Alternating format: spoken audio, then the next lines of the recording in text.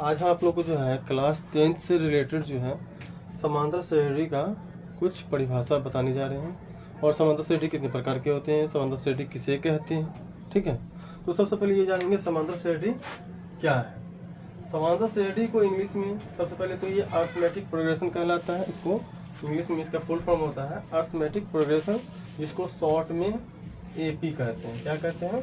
AP कहते हैं। इसका परिभाषा क्या होता है? समांतर श्रेणी का परिभाषा क्या होता है? संख्याओं के एक अनुक्रम को समांतर श्रेणी कहा जाता है यदि उसके किसी पद और उसके पूर्व का पद का अंतर सदैव समान हो।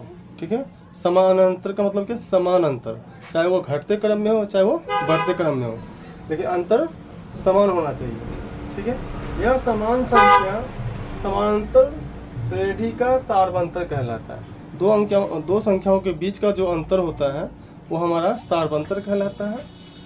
ठीक है, जिसको हम शॉर्ट में सीडी और इसका फुल फॉर्म होता है कॉमन डिफरेंस। ठीक है, इसका एग्जांपल हम ले सकते हैं इस तरह से 2, 4, 6, 8, 10। अब यहाँ देख रहे हैं सबके बीच का अंतर कितना है? 2। तो यही 2 जो है हमारा सार्वंतर कहलाता है। अब ये जानेंगे कि एपी कितने प्रकार का होता है। एपी कितने प्रकार का होता है? एपी जो होता है हमारा 2 प्रकार का होता है। कौन कौन? पहला होता है परिमित एपी, दूसरा होता है अपरिमित एपी।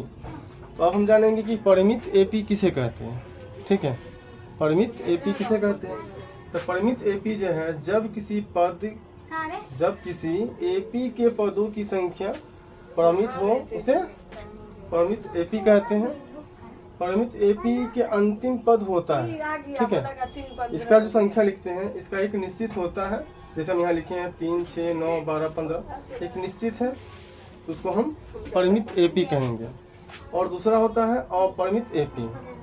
तो अपरिमित एपी उसे कहते हैं जिस एपी के पदों की संख्या अपरिमित हो। ठीक है, उसे अपरिमित एपी कहते हैं।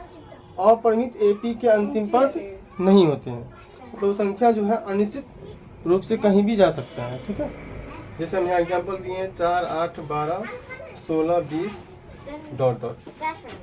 ठीक है, हो गया। फिर मिलते हैं नेक्स्ट वीडियो के साथ।